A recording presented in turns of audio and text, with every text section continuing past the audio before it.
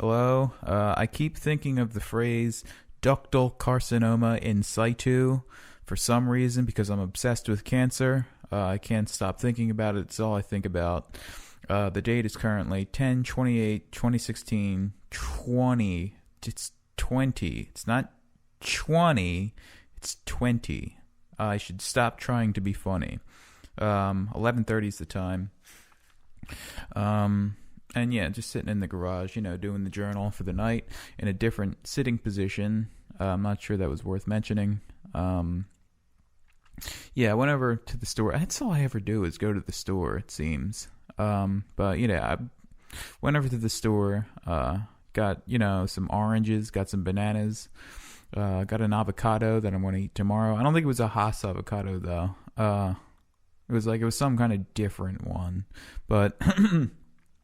I'm sure it won't be a big issue. I'll eat it tomorrow for breakfast.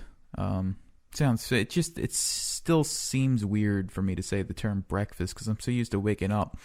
Aside from the past 6 months, my normal wake up time was 3:00 in the afternoon. And now it's around 10:30 or so every day. But yeah, that just feels strange. Yeah, I was just watching videos online of Ben Stiller talking about the fact that he had prostate cancer. And it's just it's when I'm not worried about cancer, when I'm not worried about having, because I'm in this moment, I'm in the clear in this moment. In my head, I don't think I have cancer. But during these moments, all I ever do is go online and look up shit about cancer. It's I'm just always scanning for something to get worried about.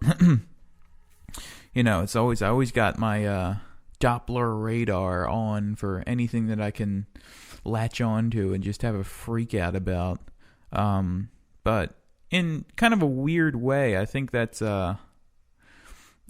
just makes me stronger. I don't know. That's a weird thing to say, but I feel like it's the more I learn about it, about cancer, really, the more I feel it can't hurt me. Because, ultimately, if I knew everything that there was to know about cancer, on a fundamental level, if I knew what DNA, every DNA mutation that caused cancer, then I wouldn't worry about it because then I could do something about it. Not only, if I knew everything about cancer and I knew what to do about cancer, if there was something I could do about it, then I wouldn't be worried so much. But, it's just the fact that I'm just, it's really the issue here is just, I just cannot in any situation ever relinquish control. And, I'm just kind of a control freak, I think, is the problem. And, just the thought of something out of my control is, it's just very frightening to me. Actually, I was thinking about that earlier. I should back up from the microphone. I'm getting it's really loud when I do that sound, and it's just coming up very loud.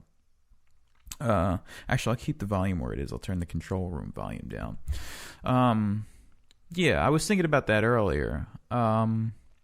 Just the fact that, I don't ever adapt to what the situation calls for. I'm just this force field of me. I'm not very flexible with, I'm unaccommodating, I think is the term. If I walk, my problem is that, I think of, community in that sense is fuck that. I don't want to be a part of anybody's fucking community.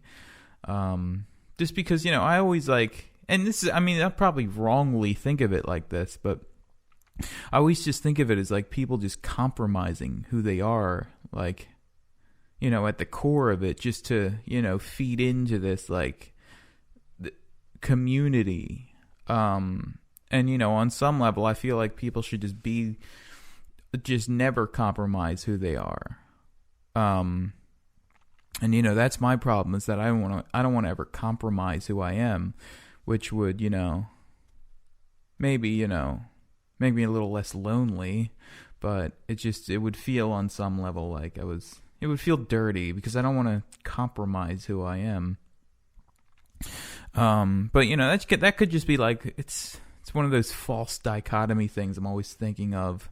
Maybe I don't have to. Maybe I could just be me. The ultimate thing would just be, I could just be myself, without ever having to compromise who I am. Just people will accept me. But just I can't think of word that.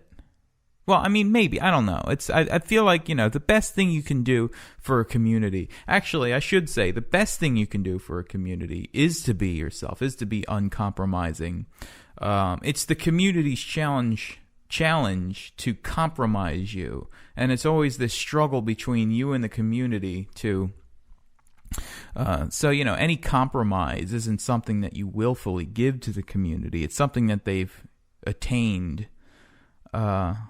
And, it's never your job to compromise for a community. It's their job to, get you to compromise. Your job is to always assert who you are and, get the community in the same way that the community gets you by, getting the community to conform to who you are in the same way that you conform to who the community is. The whole yin-yang thing, since I'm always thinking in simplistic paradoxes. Don't laugh at yourself. Hate when I laugh at myself. But I'm just uncompromising. It's my problem. Like, I don't know this. Well, see, that's what I was just saying. That's a good thing that I'm uncompromising, because it's never my job to compromise for anybody.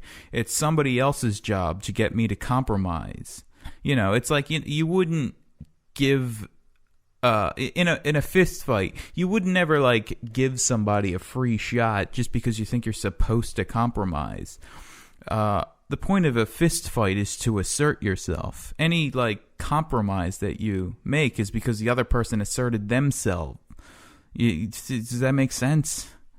You're never supposed to willingly compromise yourself. So, anytime anybody ever tries to get you to willingly compromise yourself, that is a direct attack on my divinity. I was trying to... That's a divine quote, by the way. That's not like something I'm saying. Divine the drag queen. It's from Pink Flamingos. This is a direct attack on my divinity. I watched that movie once, and it was funny. So 803. Felt like I made a good point there. Maybe I'll get to uploading these journals again, because it's just, I have like 5 or 6 files on my computer that are just sitting there waiting to be rendered into videos, because I got to record it first, then I have to render it to a video. I have no idea what to talk about now. What to talk about. That's all I ever think about is cancer. It's the only thing that's ever on my mind is cancer. And how am I gonna make music for a living and cancer? And that's all that I ever think about. There's that. But tomorrow is a run day. I will run 2.8 miles. Hopefully, sometimes when I run, I go out and like I just get tired. Like I'll be more tired than normal for just like no reason. Hopefully tomorrow isn't one of those times. I'm hoping tomorrow, because I feel energetic right now, because I didn't have many symptoms today. But my fear is that I'll go out tomorrow, and sometimes like I can sense this on an intuitive level. Like sometimes when I weigh myself, I may have said this on the journals before, but sometimes I could just like intuitively sense when when I'm losing weight, I can like get on the scale and like predict what my weight's gonna be, like and be like surprisingly accurate with it. Hopefully tomorrow though I don't like go outside and start running and just get tired. Like I don't know why I'm thinking that's going to happen, but just like on some intuitive level it feels like that's going to happen. What is this, happenstance? That was from that